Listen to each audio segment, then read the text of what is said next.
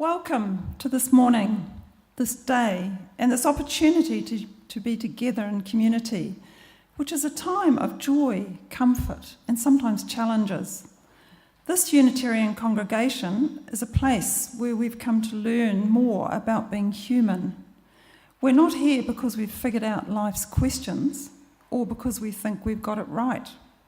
We come here to learn more about being in relationship together, how to listen, how to forgive, how to be vulnerable, and how to create trust and compassion in one another. Good morning, I'm Vivian Allen. I'm your service leader this morning. Welcome to everybody. I know that you all came to hear me talk today, but there has been a change of speaker today, and we're going to be having Dawn Bates, who just happened to be coming through Auckland today, staying with Kate, and we were just so excited to hear about what she was going to talk about that we changed the program. So let's move into worship, willing to be authentic with each other, honest within ourselves, and open to connection in all its forms.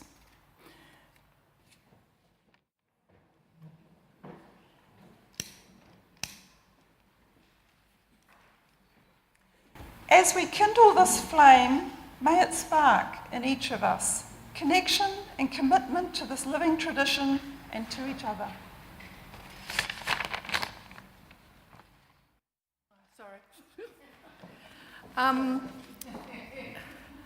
It's wonderful to have Dawn and her beautiful son staying. We met through Facebook, which is really weird. We had a connecting friend of a cousin of a mutual friend sort of thing, and I had a friend in Egypt when she was living there with her husband. So it's been a really interesting, almost a decade. It's been a while. So I'm just very grateful to have her here, and I'll be learning things too about her life. I wondered about what to read to you. I thought about things, I've looked, and I've just taken some things that have resonated with me in the past, and I hope you'll find them interesting. So Dawn's talk is about her life journey, and that's what I've kind of focused on. This one's by Langston Hughes, a black American poet. Well, child, I'll tell you, life for me ain't been no crystal stair. It's had tacks in it, and splinters, and boards torn up, and places with no carpet on the floor, bare. But all the time I's been a climbing on, and reaching landings, and turning corners, and sometimes going in the dark, where there ain't been no light. So child, don't you turn back, don't you sit down on the steps, 'cause you finds it kinda hard. Don't you fall now, for I's still going, honey, I's still climbing, and life for me ain't been no crystal stair. And one more by Maya Angelou. If you don't like something, change it. If you can't change it, change your attitude. Your mission in life is not merely to survive, but to thrive. And to do so with some passion, some compassion, some humour, and some style.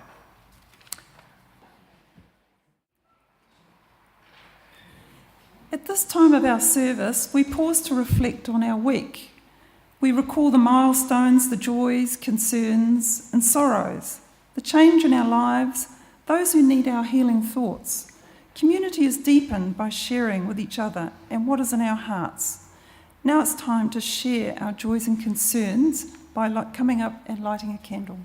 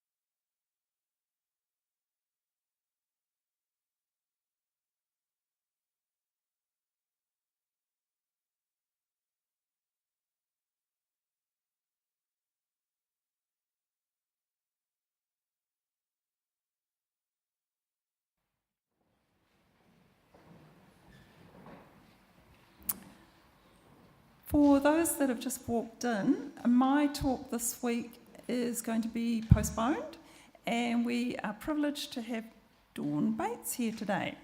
Now, I had a quick talk, there's a blurb about Dawn in our order of service, and I had a quick talk before the service began, and I'm very excited to be here. Dawn helps people open up opportunities for themselves and reach their potential, and I'm really excited to invite Dawn up to tell us more about what she does in her life. Okay, we're all good with that? Yeah. Cool, excellent. So thank you very much for welcoming me, and Kate for enabling this to happen. And as Viv said, I'm going to talk to you about my journey, what it was like growing up and actually going on a journey of faith. And not just faith in the powers that be, but also within each other and ourselves. Because I'm a bit of an activist as well, and I do believe that we should sometimes stop believing so much in authority and start believing a lot more within ourselves and each other. So where did it all start? Well, I grew up in a village called Friday Bridge, which is the name of my first book. And it was a very rural farming community. My parents didn't believe in God. My grandparents did.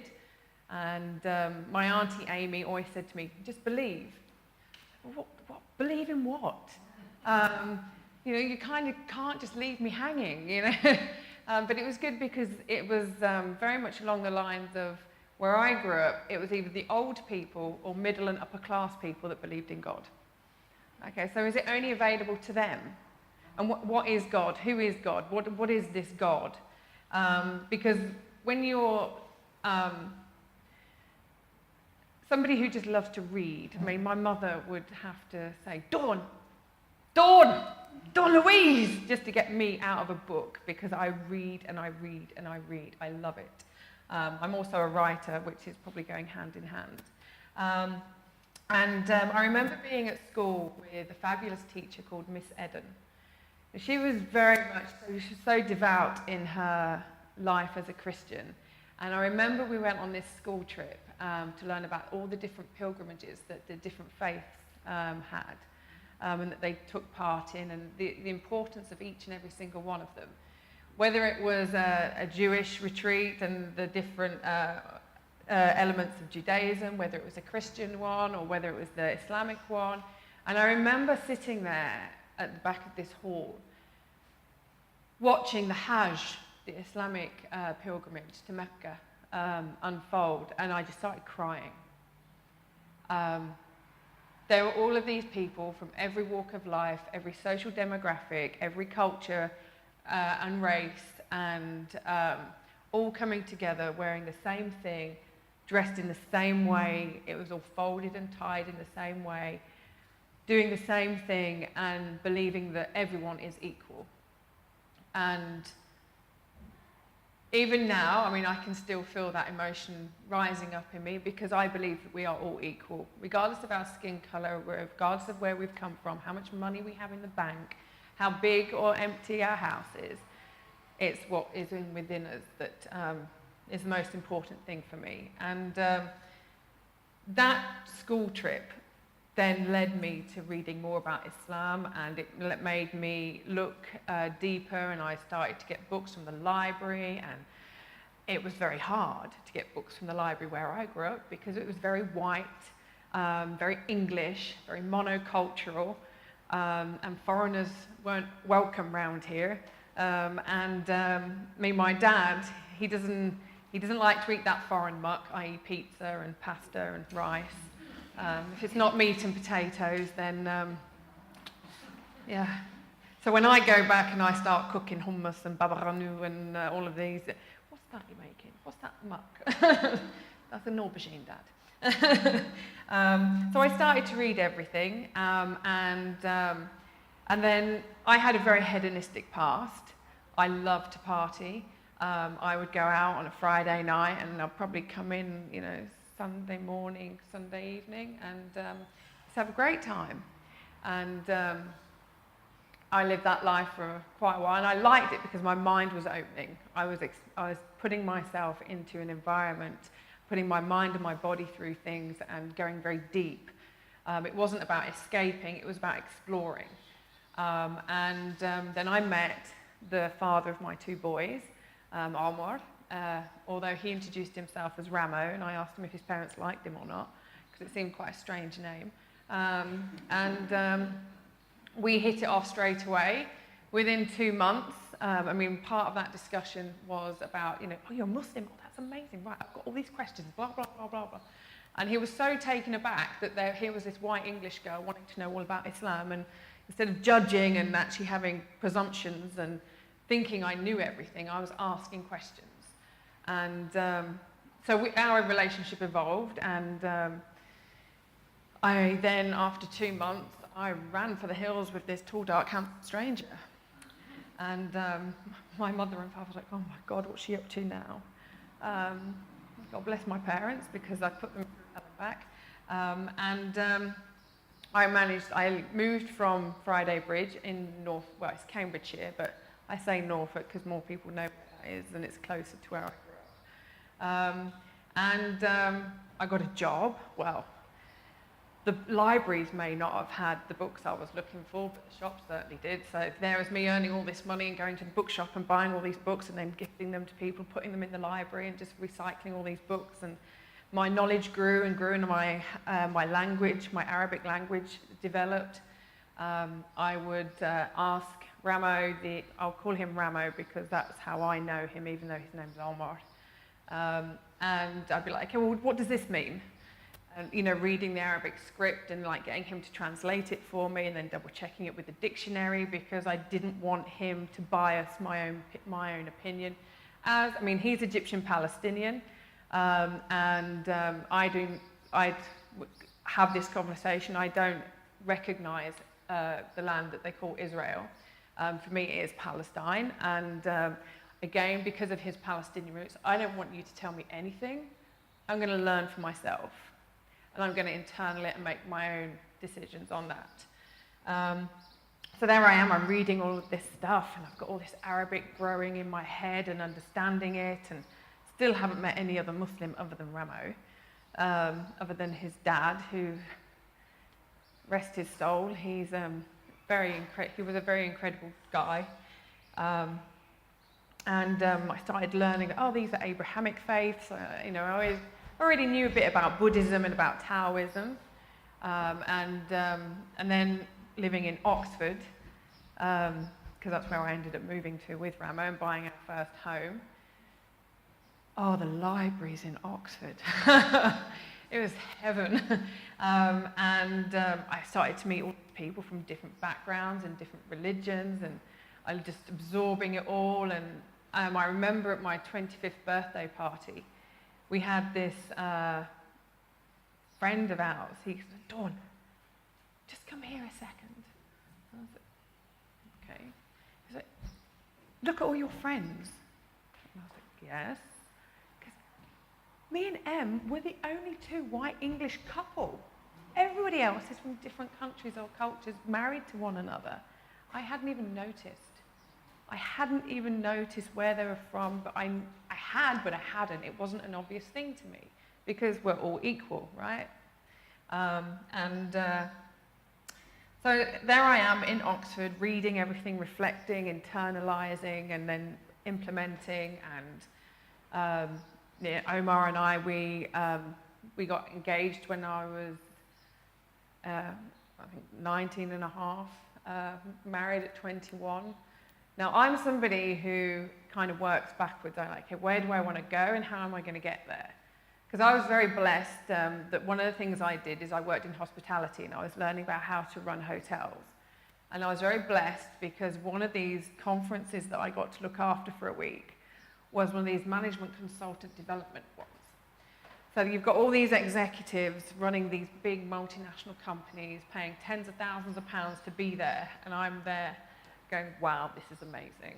I collected all the handouts at the end of the day. I did the homework that all these executives were getting sent. So, right, Well, if I want to have 2 children by the age of 30, that means I need to have found my husband and married him by the age of 25, and because I want to have my first child at 25, and I want my children 4 years apart, because my sister, God bless her, she has 3 girls. She had 3 girls at that point, and she was either pregnant, breastfeeding, or potty training, and I was like, that is not for me. So I wanted my children 4 years apart. So I carried on. I didn't allow my ex-husband, he's now my ex-husband, to tell me how to practice my faith, because it's my faith. It's not yours, it's not theirs, it's no one else's, but it's your own. And one of the things that I enjoyed about learning through Islam is that because between you and God, you and your God. It's not between you and the sheikh or the mufti or the vicar or anybody else. It's between you and God. Don't put people between you and God. Don't put anything else between you. It's just between you and God. It's your belief. And the good thing about belief is it's belief. You can't prove or disprove. It is there. It is within you. And it is what you see, feel, and internalize for yourself. So I was like, oh, I can't like this. I haven't got anyone telling me what to do, because most people that know me will know that I tend to make up my own rules, and I have a phrase that I've taught my boys that my eldest's personal social and health education teacher, whatever it's called these days, phoned me up one day and said, your son's come out with a very interesting comment.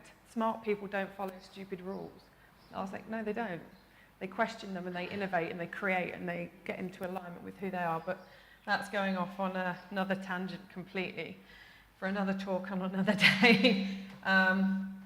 So, as I said, I question everything. Why does it say this and why is that? And okay, well, if this is saying that, then I need to look into the history of where that's come from. I need to look into the social demographics. So for me, looking at the Quran and looking at the Islamic history meant looking at Arabic history, meant looking at global history, looking at where we were and what actually led to where it had got to. One of the beautiful things that I loved about the Quran, and with a lot of holy books, because I've studied pretty much, a friend of mine has done a theology PhD, and we have some very fascinating questions, because you've got more of a PhD in theology than I have, because hers focuses purely on the Abrahamic texts rather than looking at all the other different texts from the Hindus, Sikhs, and Taoists and Buddhists. But all of these faiths, to me, are a living, breathing document. They're for all people, for all of time, for them to step into, step out of at any point in their life. And when I say step into and step out of, it's because one of the things that really resonated with me in the Quran is it says there is no compulsion in religion. Do not follow your forefathers blindly. And this is in Surah Al-Baqarah, which means the Baqarah chapter. Because we follow our forefathers blindly and we don't learn and do things for ourselves and internalize it for ourselves, it's not our faith. It's not our belief. It belongs to somebody else. So for me, not following my forefathers blindly and not just accepting meant a lot to me, because when I had children, I knew I didn't want them to have a religious name. I wanted them to have an Arabic name, not an English name, because Arabic names have a very, very beautiful depth to them. So I chose Khalid, and Khalid means immortal or eternal, depending on which context you put it in. And Nasser means the one to bring about victory. They are not Islamic names, although the media would have you believe that Khalid and Nasser are religious Islamic names because they're Arabic. What they fail to tell you is that Arabic names, they belong to the Jews, the Christians, to the atheists, to the Muslims, because just because you're an Arab doesn't mean to say you're a Muslim, which is preconceived ideas that we see a lot of the time. They fail to acknowledge Malaysians as Muslims, they fail to acknowledge the Kenyans and the Zimbabweans, and anybody else that just chooses to take on the faith. For example, in Zimbabwe, if I was to see 2 gentlemen shaking hands, may I borrow your hand? Can I borrow your? If in Zimbabwe, men do not shake hands like this if they're Muslim. They shake hands like that, and that's how you would know that those 2 gentlemen in Zimbabwe are Muslims. So it's just little subtleties like that. In Malaysia, you never hear of the Malaysians being in the press for being really bad people and all these crazy jihadis. They're very peaceful. Kuala Lumpur Towers, it's built on Islamic design because it's when they designed the Malaysian towers in Kuala Lumpur, they wanted something that signified the Malaysians. And what the faith is in Malaysia is Islam. That's the predominant religion there. And one of the things that as I'm going on this journey, and more and more people are finding out, because it wasn't something I broadcast. You know, I'm not someone who puts, I do announce quite a bit on Facebook. I'm a coach and I have to call in my clients, it's my marketing. But it wasn't something I did a news announcement about. But lots of people, as they found out, and this is both Arabs and Pakistanis, because in England our main Muslim community is the Pakistanis. It was almost like they were thinking I'd converted to being an Arab, or that I'd converted to being a Pakistani.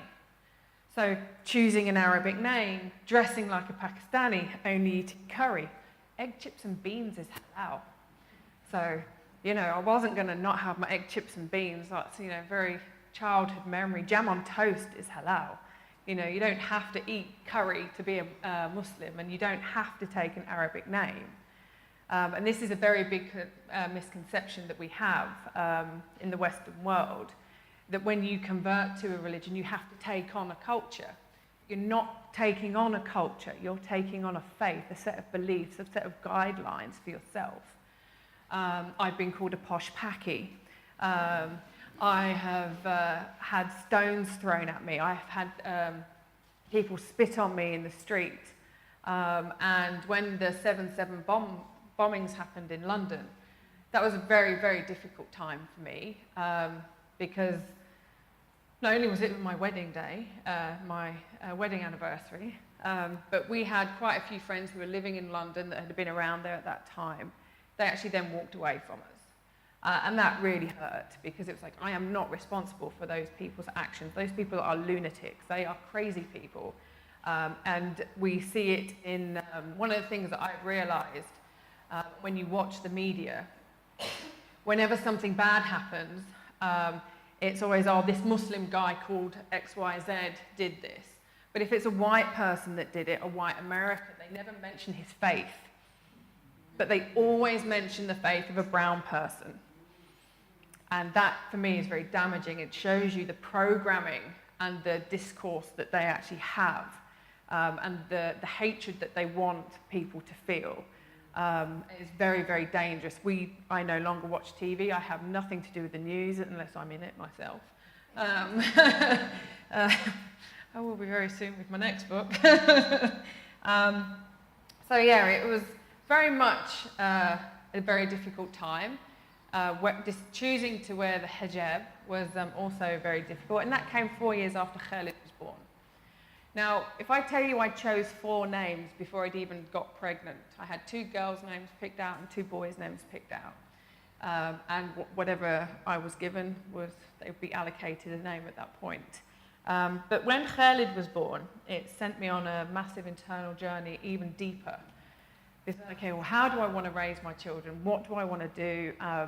I don't want them to be forced into praying. I feel that that's not authentic. They have to choose it for themselves.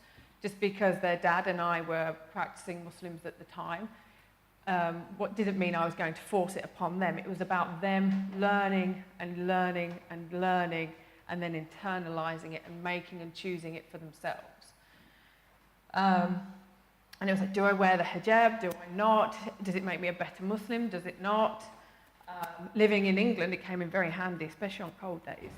There was very little earache that I had after I put on the scarf, because when I first started to put the scarf on, I remember I hadn't told my husband, didn't tell him at all. I actually did say to him when I was on my way back from London, I've had my hair done. He goes, oh, really? He was like, oh, have you had it red? And I was like, I'm not going to tell you. See when you meet me at the train station. When he met me at the train station, he looked at me, but then carried on looking, and then he looked back at me, because he didn't recognise me. He had no idea I was going to do it. It was purely my choice. But what, due to the media and people's preconceived ideas, I was a Muslim wife, therefore he told me I had to wear it. That is not the case, I would say, in 99% of marriages. Most men do not tell their wife to wear it, and those that do are very, very few and far between. I've had friends who their husband's family said, right, you're now married, you've got 6 months to wear the hijab, and they've all gone, seriously? There's no compulsion in religion. And it's all about there is no compulsion in religion. You don't have to do this, and you have to choose it for yourself, because only when you choose it does it make it yours. Like when you do the 5 prayers a day, you're choosing your religion every time you pray. You're choosing your faith every time you pray. And it was quite interesting because the people would say, oh, you're wearing the burqa now. Like, I'm not wearing a burqa, I'm wearing a hijab. And just so that you know, a hijab just means to block. So this wall is a hijab. Curtains are hijab. This dress is a hijab. Okay, it just means to block. So they're blocking their modesty. So you're getting an Arabic lesson today as well. The niqab and the burqa, they're very cultural things. And if you look at the history of niqab, it goes way back thousands of years.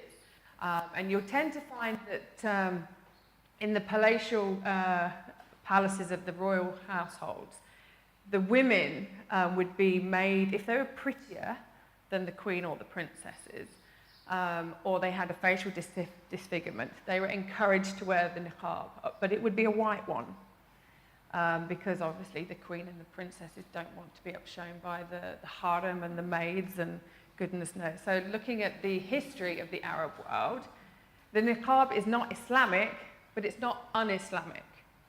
And there's a distinction there, as well as the assimilation and integration. We can integrate, but when we start taking on everybody else's stuff and trying to fit in, we become assimilated. I like to make reference there to Star Trek and 7 of 9 of the Borg community. I am a bit of a Trekkie, or I used to be anyway. But also looking at how I would then choose to wear the hijab. Now, I didn't really feel right wearing it in the traditional Arabic sense. I love hip hop, and I love the way the African ladies wear it as a bandana with the big circle at the back. I was like, right, I'm so going to learn how to tie that, because that's how I want to wear the hijab. Which actually then brought its own problems or challenges and giggles, because people thought, oh, has she got cancer? Are we allowed to mention it? I was like, no, I don't have cancer, but thank you for being respectful of that. I'm wearing it because I'm choosing to wear it. But yeah, it did go down well with some trainers and some baggy combats and a vest top when you were on the dance floor, because I did continue to go out raving while I was a Muslim. It wasn't, okay, now I'm a Muslim and I'm wearing hijab, I'm going to sit at home and just drink tea and make chapatis all day, which was the preconceived ideas about what a Muslim wife would be, and staying at home. I was running a business. I was helping to regenerate communities. I helped get 80 million. I worked as part of a massive team across Sheffield to help. I did a report or two. It wasn't a lot of work, but I got the opportunity to work with an incredible guy called John Barber, who asked me to come on and bring in a lot of my cultural ideas and knowledge, so we could help regenerate the BME community in Sheffield, which helped us get £80 million from the European funding. And when carrying on my journey and looking at the different cultures and looking at my cultural diversity work and everything that I had, I was like, okay, well, I'm getting all these experiences of why I'm wearing the hijab, and people think it's my husband. But then I started saying to people, well, did you know that the Prophet's first wife, she was a businesswoman? She was older than him, and she asked him to marry her. And his second wife, Aisha, she was a scholar. She educated the men in the local area. So when all the muftis and the sheikhs of the mosques, they would give the women a broom cupboard to congregate in, or the cleaning cupboard, or whatever you want to call it. And it was like, actually, this is not respectful of your mother. This is not respectful of your sister or your daughter. And it's certainly not respectful to women as a whole. And you are certainly not following in the Prophet's example He's married a businesswoman and he's married a scholar who's gone out into the community teaching. I think you need to go back and read your Quran or read the history and what's actually going on. But again, they've got their book and only their book, and they're only looking at their book. They're not looking at the other books that can actually help build on that. Looking at the family issue as well, my mother hated me wearing it, absolutely hated me wearing it. And one day she actually said to me, I'm going to rip that from your head. I said, you never ripped it off Nanny's head, did you? Nanny used to wear a headscarf. Stopped her in her tracks. And another thing, the Spanish ladies, sorry, I've just been given a time. I could talk for ages, but I will hurry up. I had quite a few issues, both from the Muslim community as well as the non-Muslim communities. The business community went crazy. I'd been brainwashed, but it also led to extended business. I got to do cultural diversity work. I got to do more talks. I was asked to consult for businesses on Muslims taking advantage of the fact that nobody knew about Islam. So they would say that I needed to do this and I needed to do that. So then it cut that... I was able to help businesses not be taken advantage of, but I was also able to help other Muslims grow and actually help their employers recognise their own culture. I'm going to fast forward because I know that I'm running out of time. One of the things, though, is I stepped away from Islam in 2012. It didn't feel right for me anymore. I felt quite suffocated, and I was living out in Egypt during that time. I was seeing massacres in the street. I was part of the Tahrir protests. Because for me, if I want my human rights recognised, I have to help other people get theirs recognised. And again, that is a teaching throughout all of the holy books. I had Freedom Friday with a girlfriend of mine where we'd take off our hijabs. It was like, Friday, that's so rebellious. It was great. I started to feel different. My questions weren't being answered anymore.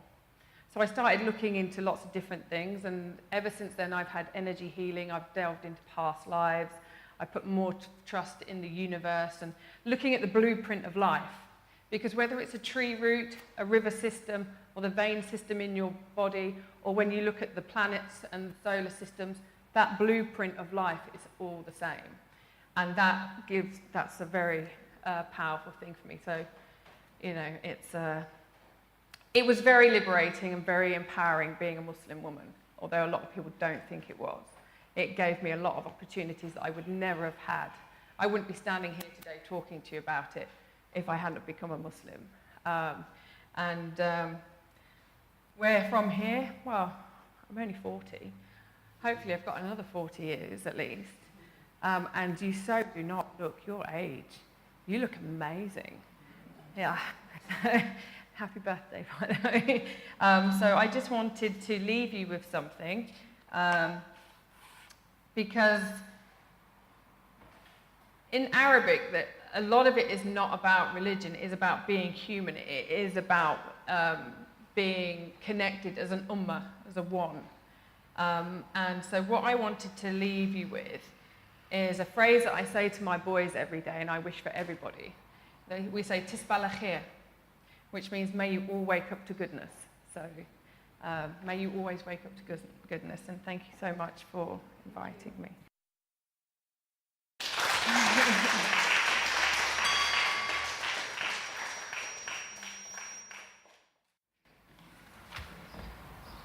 And I'll bring you hope when hope is hard to find, and I'll bring a song of love and a rose in the winter time. For the final words, quite by chance, I chose something by Emily Dickinson. Hope is the thing with feathers that perches in the soul and sings the tune without the words and never stops at all. And sweetest in the gale is heard, and sore must be the storm that could abash the little bird that has kept so many warm. I've heard it in the chillest land and on the strangest sea, yet never in extremity did it ask a crumb of me.